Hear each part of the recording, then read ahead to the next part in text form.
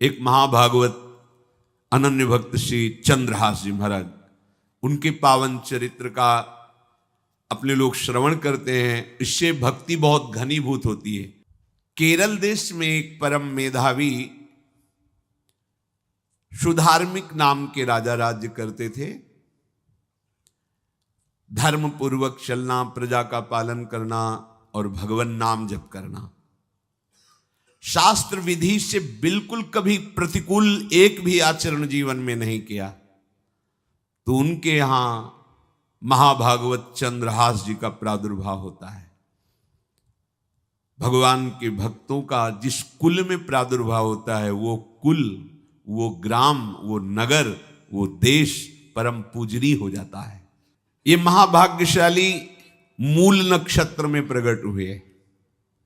लौकिक में अमंगल माना जाता है और भाव में देखो तो मूल कौन है? नक्षत्र भगवान। ऊर्ध्वमूल मधा शाखा मुसत्थम प्राहुरव्ययम। सबके मूल कौन है? श्री भगवान। किस नक्षत्र में पैदा हुए? मूल में, भगवत स्वरूप। और लोक में माना जाता है कि मूलन में पैदा हुआ है लड़का, अमंगल है, कुछ नष्ट ही होगा, संसार बड़ा विचित्र है।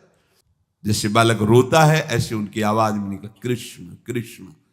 बड़ा आनंद हुआ सुधार्मिक राजा को कि हमारे कोई महाभागवत पधारा है, क्योंकि ये भजन करके पूर्व जन्म में ऐसी भागवती की स्थिति प्राप्त की कि अबोध अवस्था में ही श्रीमुख से कृष्ण नाम निकल रहा है। आनंद उत्सव मनाया जा रहा है। राजा है, राजकुमार प्रकट हुआ, और दूसरी बात वो स्वयं भक्त हैं और भगवान का ऐसा भक्त जो जन्म लेते ही कृष्ण नाम उच्चारण किया। ये आनंद ज्यादा दिन टिका नहीं। रोज बधाइयां हो रही, आनंद उत्सव मनाए जा रहे। शत्रु पक्ष के राजाओं ने मिलकर कहा यही अवसर है, आक्रमण कर दिया जाए और केरलाधिपति का सब पूरा महल घेर करके कोई एक भी न बचने पावे। शत्रु पक्ष के राजाओं ने घेर लिया।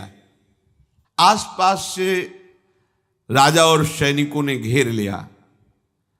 अब वो असावधान थे, आनंद में पुत्र हुआ है, बधाइयां, कोई संभावना ही नहीं थी। गुप्त रूप से शत्रु पक्ष के राजाओं ने आक्रमण करके घेर लिया। अब राजाओं की कई सेनाएं और इनकी असावधानी पूर्वक आनंदमयी वृत्ति में कोई पहले से पता हो तो तैयारी करते, तत्काल आक्रमण को रोकने का प्रयास किया पर असफल रहे। इनके सैनिक भी मारे गए, राजा भी मारे गए, राजमहल को घेर लिया गया, कोई भी एक भी बच के न जाने पावे। तो राजमाता जिनसे चंद्रहास जी का प्रादुर्भाव हुआ था, उन्होंने धाय मां को कहा कि मेरे पुत्र को बचाने में तुम समर्थ हो, मेरे तो प्राण नहीं बचेंगे, अगर ये लोग नहीं मारते तो मैं अपने पति के शव के साथ सती हो जाऊंगी। पहले ऐसी धार्मिक निष्ठा माताओं बहनों में होती थी कि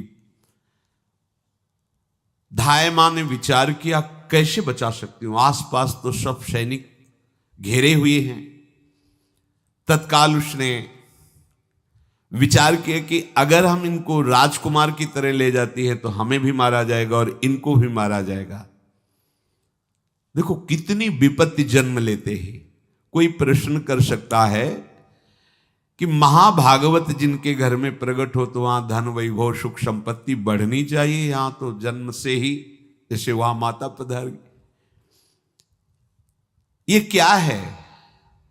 तो श्री भगवान स्वयं कह रहे हैं यस्य तुष्टो रहम पार्थ वित्तम तस्य हराम्यहम करोमि बंधु विच्छेदम सच कष्टेन जीवति। हे अर्जुन, मैं जिस पर बहुत प्रसन्न होता हूं, आप अपने ऊपर भगवान को बहुत प्रसन्न करना चाहते हैं, बहुत प्रसन्न करने में ये है, देख लो। कह रहे हैं जिस पर मैं बहुत प्रसन्न होता हूं सबसे पहले उसका ऐश्वर्य नष्ट करता हूं। फिर क्या करता हूं? फिर बंधु बांधवों का,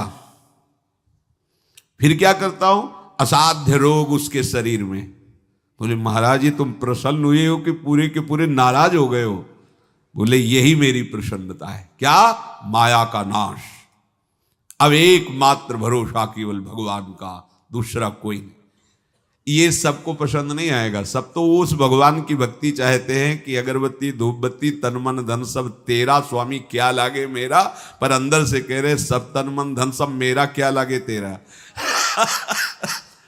ऐसे तो चलेगी भक्ति। लेकिन कई बार सत्संग में पीछे धाम में कहा था कि भगवान को रिझाकर लोक मांगोगे तो चैन से रह लोगे, और अगर उनसे प्यार करने की बात मन में ठानी कि बस मुझे केवल आपकी आंखों में आंखों को मिला करके जीवन व्यतीत करना है, मुझे और कुछ नहीं चाहिए, तो फिर लाडले आपको दुशरिहा का कोई आश्रय रहने नहीं देंगे। ध्यान रखना, जितने दुशरिहा होंगे तो ये बर्दाश्त हो तो कदम आगे बढ़ावे। बहुत प्रसन्न हो जाओ ठाकुर हम पे तो कह रहे यस्य तुष्टो हम पार्थ वित्तम तस्य हराम में हम करोमि बंधु विच्छेदम सच कष्टेन जीवती। जितनी श्वासें रहेंगी भयंकर कष्ट मैं उसको व्यतीत करने के लिए दूंगा। ये दंड नहीं है, ये पुरस्कार है। अनंत जन्मों का हिसाब बराबर करके कहीं इसकी वृत्ति मेरे से हट न जाए, ऐसे घेरे में डाल के अखंड चिंतन करवा के सजयति जयति जग उच्चरे। जाको करत श्याम सहाई प्रथम वर्णो कृपा क्रम हो विषय मूल गवाई। कुल कुटुंब बल वित्त हीनो दीन के दुखदाई। आपने को करजु लीनो आप ही अपनाई। कह रहे हैं अब मैं वर्णन करता हूं श्याम सुंदर जिस पर कृपा करते हैं उस पर कैसा बर्ताव करते हैं। बोले सबसे पहले उसके विषय भोगों का नाश कर देते हैं। फिर दूसरी कृपा कोई परिवार का, कोई मित्र, कोई रिश्ते नातेदार उसकी तरफ देखेगा भी नहीं। फिर ऐसा दुख प्रदान करते हैं कि केवल एक भरोसा रह जाता है, एक भरोसा, एक बल, एक आस विश्वास, बस नाथ आपके सिवा अब हमारा कोई नहीं। बस वहीं से जो चमत्कार प्रकट होता है, त्रिभुवन में कोई उसकी समानता नहीं कर सकता जिस पर ठाकुर की कृपा है। पर इस कृपा को हजम करने के लिए इसीलिए संत संग किया जाता है कि पहले से वो तैयार कर देते हैं। जैसे आर्मी की ट्रेनिंग होती है ना, ट्रेनिंग के बाद भी बॉर्डर में लगाया जाता है, ऐसे ही संतजन ये ट्रेनिंग देते हैं।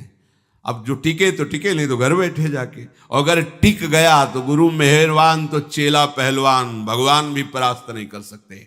उसमें ऐसी सामर्थ्य आ जाती है कि हर प्रभु के द्वारा दिए गए विधान को हंस करके स्वीकार कर लेता है। और ऐसा नहीं कि उसको कष्ट होता है। ये लोक भाषा में भगवान कह रहे हैं सच कष्टेन जीविता। नहीं तो जिस चिदानंद में वो सुख भोगता है वो ब्रह्मा को भी नहीं प्राप्त है जो भक्त को प्राप्त होता है। भक्त का वैभव दिव्य होता है, चिदानंदमय होता है। ये तो पापियों के पास भी वैभव है, रुपया पैसा कुटुंब परिवार। भगवान के दास के पास जो वैभव होता है वो अचिंत्य है, तुम चिंतन भी नहीं कर सकते, ऐसा वैभव होता है। धाय माने सेविका का रूप तत्काल लिया, जिससे पोछा झाड़ू लगाने वाले, और कुछ दोने पत्तल डाले, उनके नीचे चंद्रहास जी को डाला, ऊपर से करके इसे माथे पे रख के निकले। सैनिकों ने पूछा इसमें क्या है, तो उनका राजघराने के दोने पत्ते जूठे दिखा। ऐसे नीचे किया तो देखा सब ऊपर जूठन पड़ा। हाँ चल निकल, जल्दी भाग यहां से निकल। बस वो भागी, बचा ले गई। वो कुंतलपुर पहुंची और वहां के जो मंत्री दृष्ट बुद्धि थे उनसे प्रार्थना की कि मैं सेवा कला में बड़ी प्रवीण हूं और ये मेरा पुत्र है, अगर आपकी कृपा हो जाए तो कुछ समय के लिए हम आपकी सेवा में, महल सेवा में रहेंगी और हमारे पुत्र का पालन पोषण हो जाएगा। उनकी परीक्षा ली गई तो राजघराने की सेविका थी, परम प्रवीण थी, पर उन्होंने ये परिचय नहीं बताया। विधि विधान से राज्य की सेवा में प्रवीण दासी पाकर उसको अच्छा लगा, ठीक है आप रह सकती है। अभी चंद्रहास जी 3 वर्ष के ही थे कि धायमा पधार गए और ये हर समय कृष्ण कृष्ण कृष्ण कृष्ण कृष्ण नाम इनके चलता रहता था। अब जो उनका दुलार करने वाली थी धायमा, वो भी पधार गई तो कौन उनकी तरफ देखे। पर बहुत ही गौर वर्ण, बड़े ही सुंदर। अब वो गलियों में भटकने, निकाल दिया महल से जब धाय माँ मर गई, क्योंकि धाय माँ की सेवा के कारण उनको रखा गया था। 3 वर्ष के बालक गलियों में, तो कोई भी माँ देखती उनको तो कोई उनको वस्त्र पहना देती, कोई भोजन करा देती। ऐसे ही भगवान के भक्तों की बड़ी विचित्र लीला होती है। यहां चंद्रहास जी को जो भी माता बहन देखती कुंतलपुर के गलियों में, तो कोई वस्त्र, कोई स्नान करवा देती, कोई काजल लगाती, कोई भोजन पवा देती। परमहंसों जैसा जीवन कट रहा है। कृष्ण कृष्ण कृष्ण कृष्ण। 14 भुवनों में जिनकी अव्याहत गति है, जो सबको देखते रहते हैं, श्री देवर्षि नारद जी। ये कृष्ण कृष्ण बोलता है बालक, और इसका हरि के सिवा कोई नहीं। तो एक दिन एकांत में बैठे हुए थे बालक चंद्रहास जी, नारद जी पधारे हैं, भाई जी से मिले हैं। स्वप्न में कितने महापुरुष मिलते हैं जो भजन ठीक से करते हैं, ये बड़े बड़े महापुरुष आकर के उपदेश करते हैं। ये त्रिकाल सत्य हैं, कोई ऐसा नहीं है कि ये कहानी हैं, अभी हैं। जहां आप भगवत चिंतन करेंगे तो आपको परिचय बड़े बड़े महापुरुषों का मिलने लगेगा। नारद जी आए तो देखा आंख बंद की हुई चंद्रहास जी कृष्ण कृष्ण कृष्ण कृष्ण कृष्ण ऐसा उच्चारण कर रहे। त्रिकालज्ञ सर्वज्ञ नारद जी ने देखा कि ओहो, इतना छोटा बालक और कृष्ण कृष्ण बोल रहा है। नारद जी ने स्पर्श किया दुलार करते हुए, सुनो आंख खोलो। आंख खोल के देखा श्री देवर्षि नारद जी। नारद जी ने कहा, देखो हम तुमको एक अमोघ वस्तु देते हैं, और एक छोटी सी शालिग्राम की, इतनी बड़ी शिवग्रह शालिग्राम का जो वो दिया।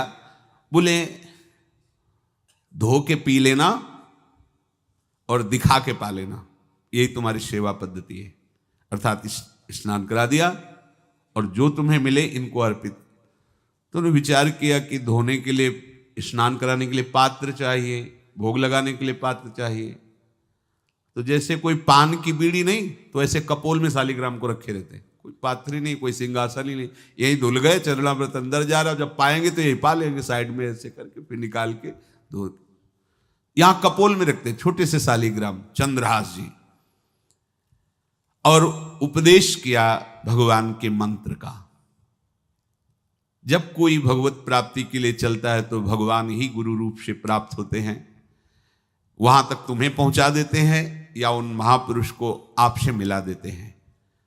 जब कोई भगवत प्राप्ति के लिए जहां चलता है तो ये भगवान अपनी तरफ से कृपा करते हैं।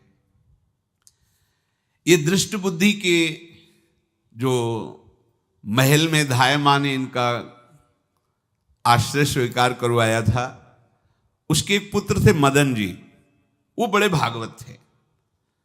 और एक पुत्री थी जिसका नाम था विषया, वो बड़ी सुंदर थी, अभी छोटी अवस्था की ही थी। मदन जी का स्वभाव था भक्तों को भोजन पवाना। जो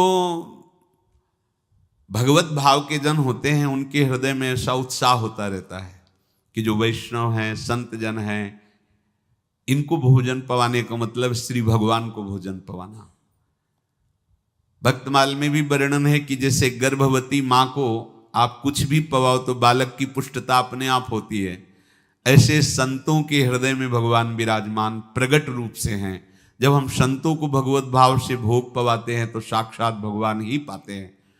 और मदन थे भगवत भाव के, तो उन्होंने बुलाया बड़े बड़े भक्तों को और ब्राह्मणों को।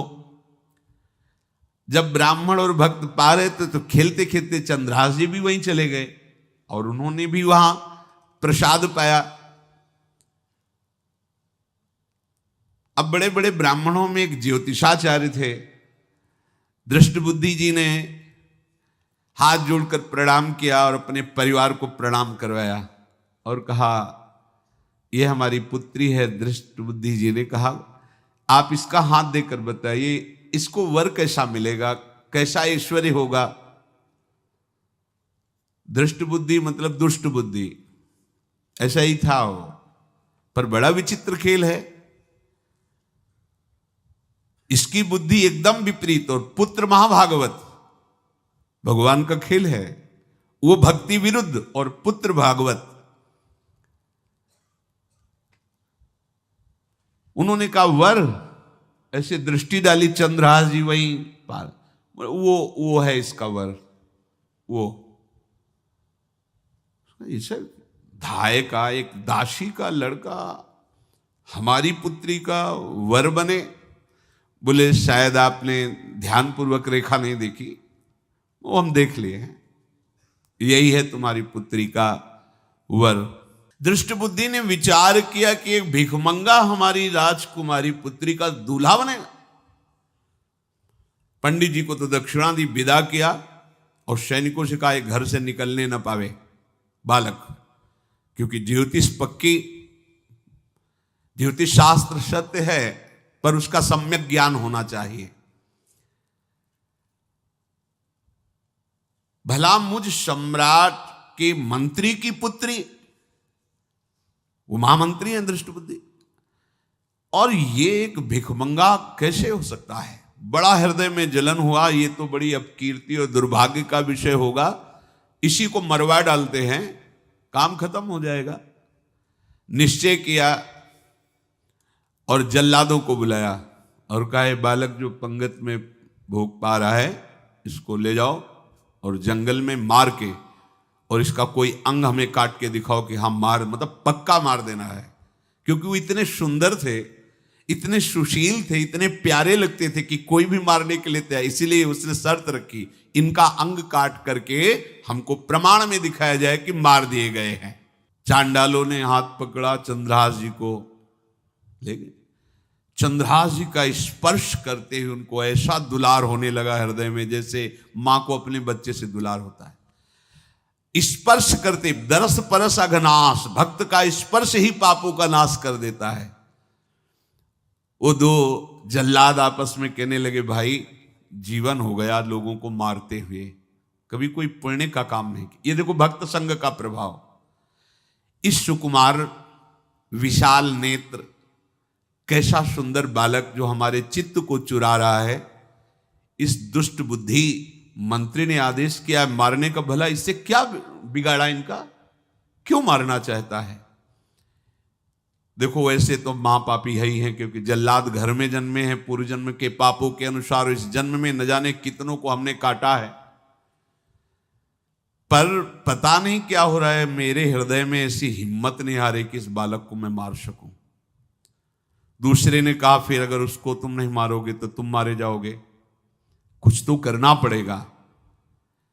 नहीं नहीं, इस छोटे से बालक से क्या किसी को नुकसान।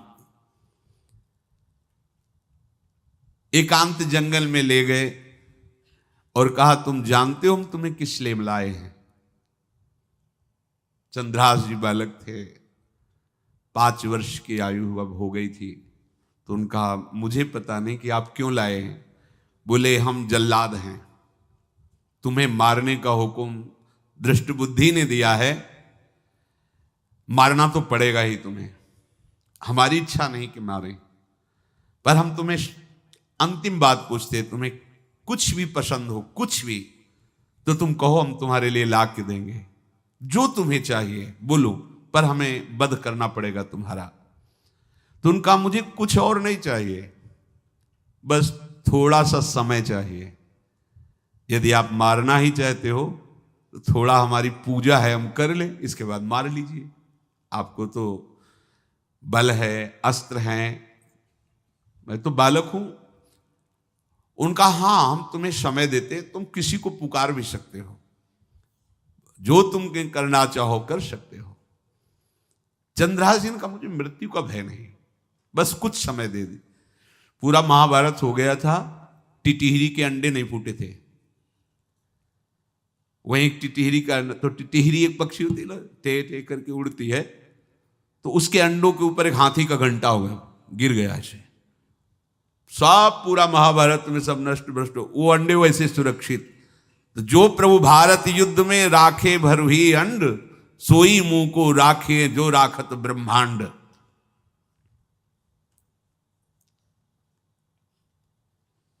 मैं तो अनाथ हूं, श्री कृष्ण के सिवा कोई मेरा है नहीं। मैं किसको पुकारूं? मेरा आश्रय तो एकमात्र वही प्रभु हैं। और निकाला शालिग्राम, यही सिंहासन है शालिग्राम का। भगवान के भक्तों की अपार महिमा है। क्या सेवा, वहां कोई पंचपात्र गंगा जल ये सब थोड़ी है, लेकर बस आंसुओं से अभिषिक्त कर रहे हैं। प्रभु मुझे तो कोई ज्ञान नहीं कि आपकी सेवा कैसे की जाती, मैं तो अपने मुख में ही आपको रखता हूं। अब मेरे जीवन का अंत होने जा रहा है, बस मैं यही प्रार्थना करता हूं कि मैं आपके ही समीप पहुंचूं, आपका ही स्मरण करूं, आपसे कभी विलग न हूं, एक भी वृत्ति आपसे कभी विलग न जाए। श्याम सुंदर मुरली मनोहर ललित त्रिभंगी ध्यान करते हुए आंख खोली और इशारा किया, काट दो मुझे। जल्लादों ने जब देखा आंसू चल रहे ऐसा, वो बैठ गए अस्त्र रख के और कहने लगे, भाई तुम मुझे मार दो, भले भले वो दृष्ट बुद्धि मुझे, मैं इस बालक को नहीं मार पाऊंगा, मेरी हिम्मत नहीं। अब कुछ भी हो, मेरा वध हो जाए, पर मैं इस बालक को, गिरे मुरझाई दया आई कछु भाए भरे, ढरे प्रभु और मति आनंद शोभिनी है, हुती छठी आंगुरी सो काट लई दूषण हो, भूषण ही भयो जाई कहीं सांच चीनी है। जब नेत्र का इशारा हुआ कि वध कर दो, तो जो बधिक मारने के लिए आए हत्यारे थे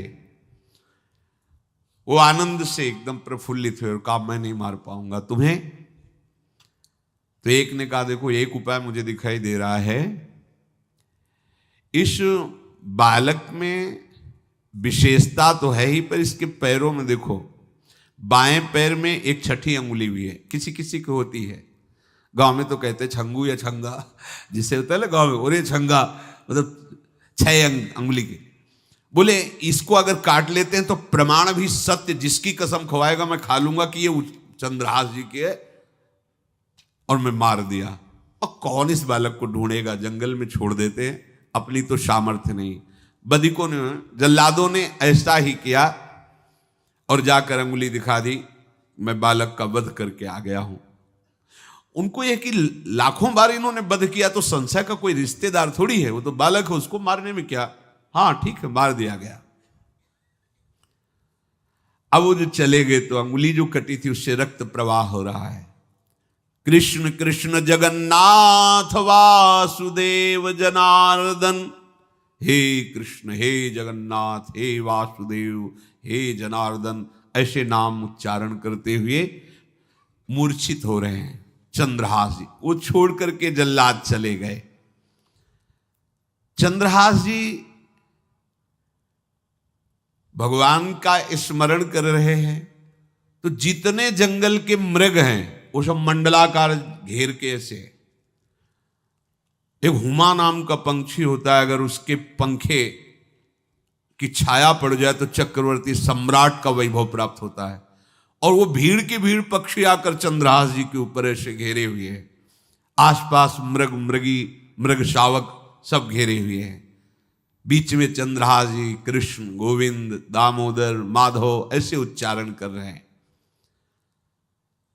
जो भगवान के चिंतन में मगन रहना अपना स्वभाव बना लेता है, तो देखो ऐसे हत्यारों के हृदय में भी दया गई, क्योंकि दया समुद्र भगवान का स्मरण जो करते हैं उनमें ऐसी महामहिम दिव्यता आ जाती है। कोई भी कितना भी निर्दयी हो, अंदर से वो भले जल रहा है द्वेष के कारण, पर कहीं ना कहीं ये द्वेष आंतरिक राग का सूचक हो। वो भी भक्त को प्यार करता है, पर भक्ति ना होने के कारण वही उसका राग द्वेष में बदल जाता है। कोई भी हो, अंदर से जब भक्त के प्रति जलन पैदा करता है तो उसमें मूल होता है भक्त की महिमा, भक्त का महत्व, पर उसे ना प्राप्त, जैसे कहते हैं कि वो अंगूर खट्टे हैं और हट नहीं प्राप्त कर पाए तो अंगूर खट्टे हैं। बकाया महत्व तो सब के अंदर होता है, दुष्ट से भी दुष्ट के अंदर भगवान के भक्तों का महत्व होता है, क्योंकि सबके हृदय में भगवान विराजमान है।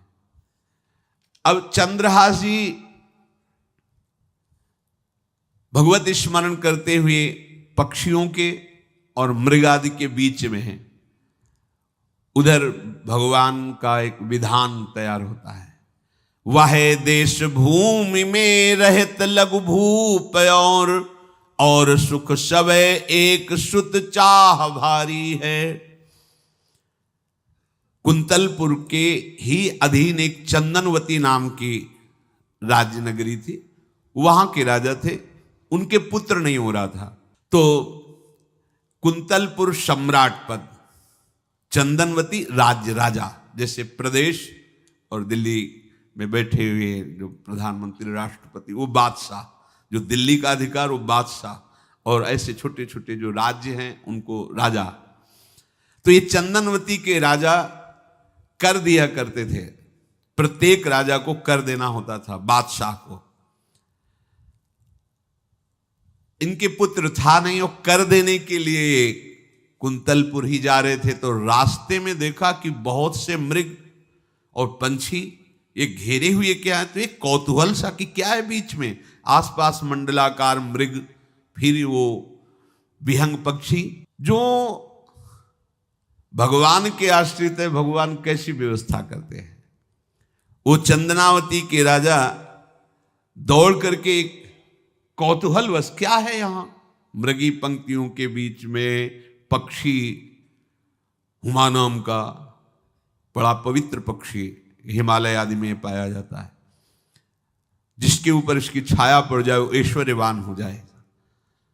देखा बालक दिव्य तेजों में, और मूर्छावस्था में नजदीक गए तो अंगुली पूरी कटी हुई थी, तो रक्त प्रवाह, गोद में उठाया और आनंदित हो गए, हमारी पुत्रेष्टि यज्ञ सफल हुई, हमारा दान पुण्य सफल हुआ, ऐसा हमें सुंदर बालक मिला।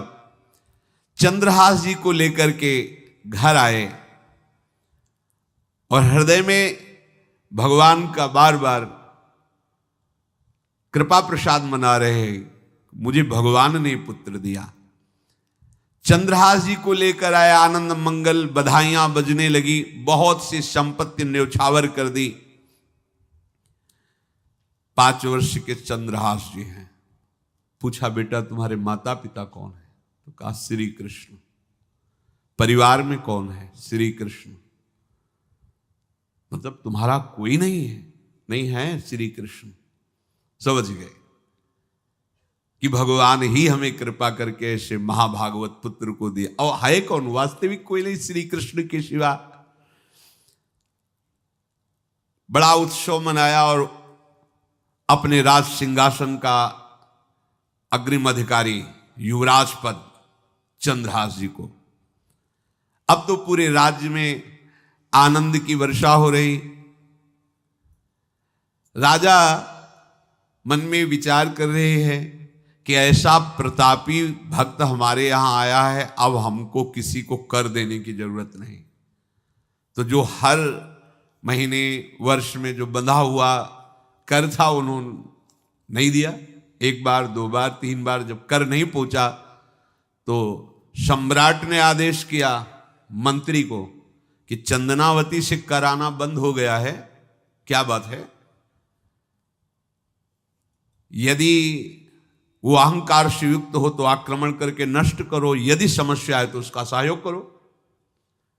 बादशाह के आदेश से वहां दृष्ट बुद्धि पहुंचे तो युवराज पद पर चंद्रहास जी विराज, जिनको मारने के लिए जल्लादों के हाथ में दे दिया था। पूरे पूर्वासी ऐसा प्रभाव चंद्रहास जी का है कि सब कृष्ण भजन करते हैं, सब आनंद में मगन रहते हैं। चंद्रहास जी थोड़ा सयाने हो गए थे तो पूर्ववासियों को उपदेश देते, 1 बार हमारे राज्य में भोजन पाया जाएगा 24 घंटे में, और सबके घरों से आरती की शंखनाद घंटानाद सुनाई देना चाहिए। सबके यहां शाम के रोज नाम कीर्तन और भगवत कथा होनी चाहिए, क्योंकि आयुष्यम चपलम तादृक जल बुद्बुद सन्निभम चिंतयध्वम जनामूढ़ा माधवम वर्षम सुस्थिरम। भाइयों, ये आयु बड़ी चंचल है, कब शरीर छूट जाए पता नहीं, पानी का बुलबुला कब फूट जाए कोई पता नहीं। इसलिए माधव श्री कृष्ण का नाम कीर्तन, उनकी आरती पूजा, उनका ध्यान और 1 टाइम भोजन। पूरे नगर में अब सोचो कितना भक्ति का प्रभाव होता है। पूरा नगर में, हर घर में आरती, पूजा, कीर्तन चक्रवर्ती सम्राट के लक्षण स्वाभाविक चंद्रहास जी में प्रकट होते थे। अब दृष्ट बुद्धि जब वहां गया, देखा युवराज पद पर, पहचाना कि वही बालक है, ये तो चंद्रहास है, क्योंकि काफी समय तो महल में ही रहे थे दाई मां के साथ और अच्छे से पहचान थी। अब उन्होंने विचार किया कि ये तो बहुत अनिष्ट हो गया, हमने तो मारना निश्चित किया था और जल्लादों ने इसको छोड़ दिया और अब तो ये राजा का राजकुमार बन गया। तो राजा से कहा कि पहली बात, युवराज पद पर बैठालने के पहले तुम्हें सम्राट को सूचना देनी चाहिए थी।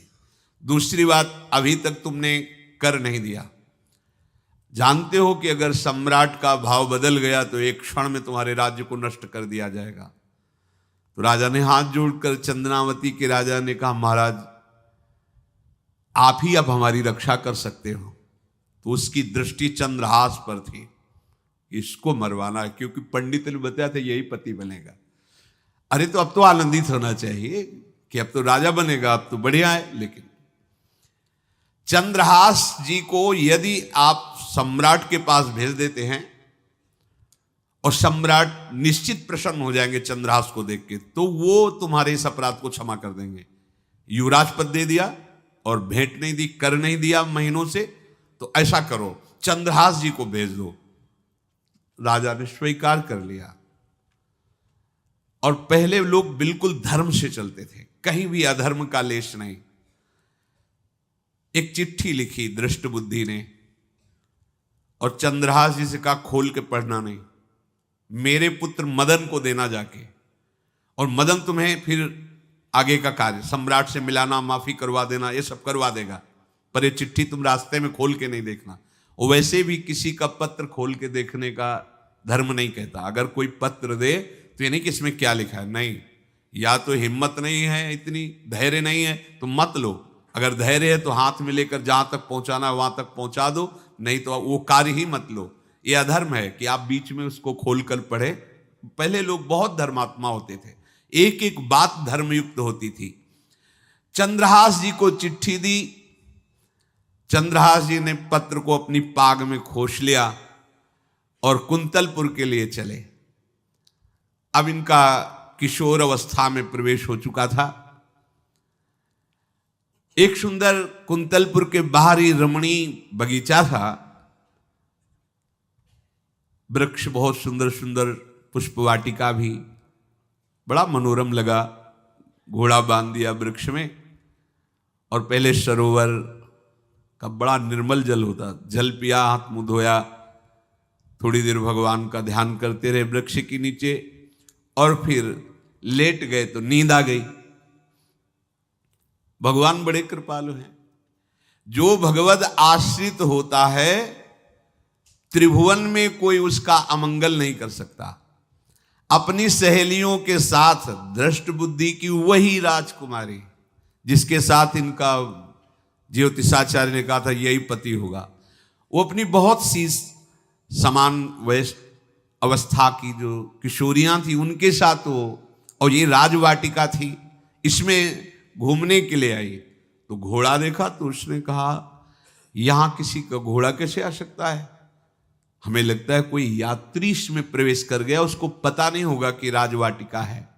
वो अपने सहेलियों के साथ घूमते हुए उसी वृक्ष के नीचे पहुंची। जा चंद्रहास नौ किशोर अवस्था, और जो भगवान का भजन करते हैं उनमें एक विशेष आकर्षण होता है जो साधारण आदमियों में नहीं होता। वो कैसा भी रूप हो उससे मतलब आकर्षण होता है, ऐसा लगता है इनके समीप बैठे रहे, इनको देखते रहे, इनकी बातें सुनते रहे, उनमें भगवत आकर्षण होता है। आंख मुंदी हुई शोर है, देखते ही पूर्व विधान के अनुसार उसका चित्त लुट गया।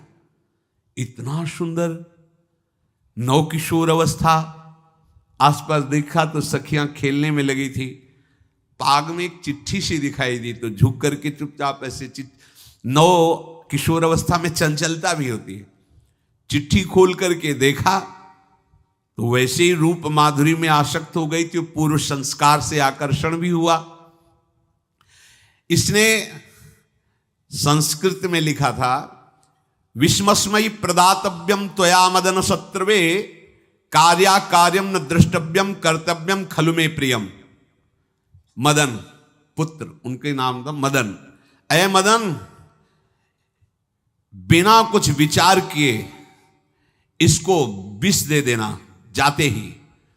क्या उचित है क्या अनुचित ये तुम्हें नहीं सोचना, मेरा प्रिय करना, मेरे आदेश का पालन, जाते ही से विष दे देना। पत्र, उसने देखा वो पिताजी की बुद्धि खराब हो गई, ऐसे सुंदर नव किशोर को विष देने की बात लिख दी। अब उसे बड़ा दुख हुआ कि पहली ही दृष्टि में, अभी तो इन्होंने आंख खोल के हमें देखा ही नहीं, और इनको इस सोई हुई मुद्रा में देख करके मेरे प्राण समर्पित हो गए, मेरा चित्त समर्पित हो गया।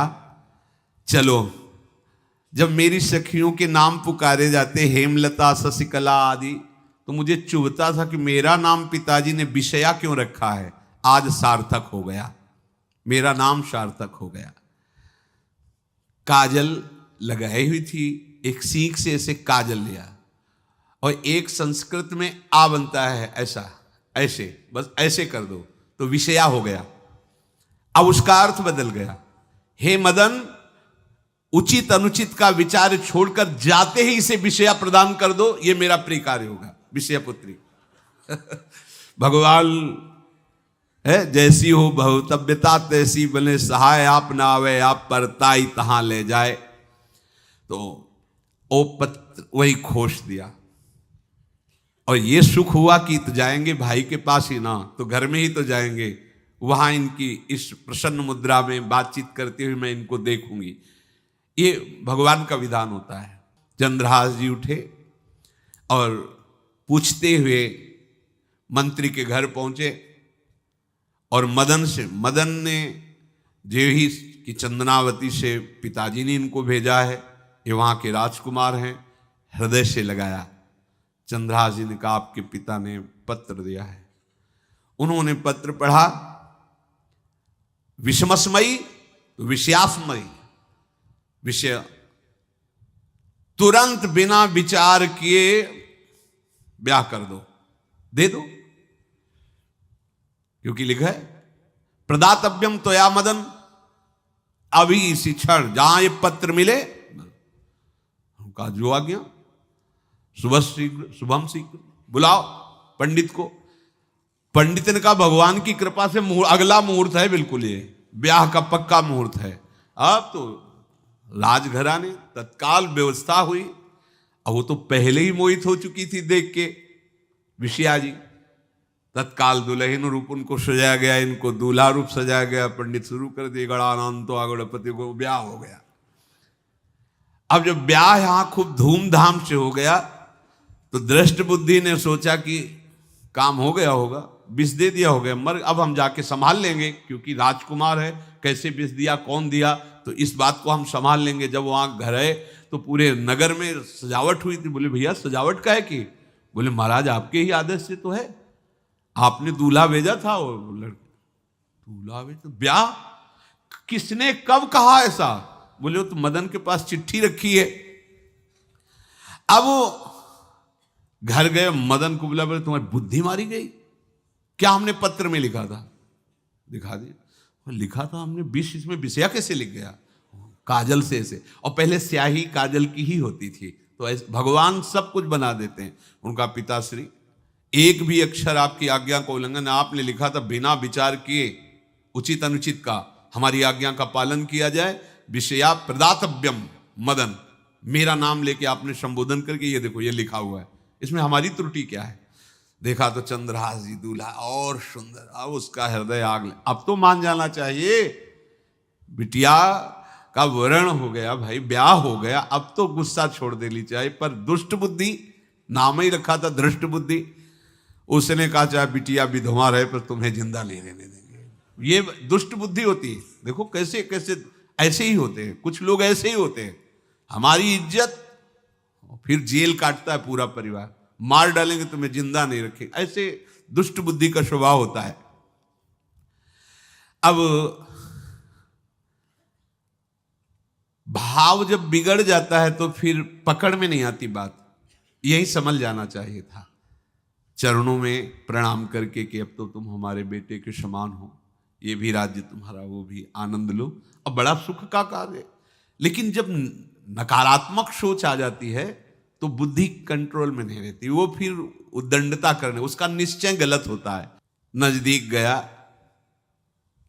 और कहा कि बहुत कृपा हुई, आप हमारे दामाद बने, पर हमारे यहाँ की एक रीति है, हमारे नगर के बाहर जो देवी हैं उसमें लड़की का वर अकेले पूजा करने जाता है।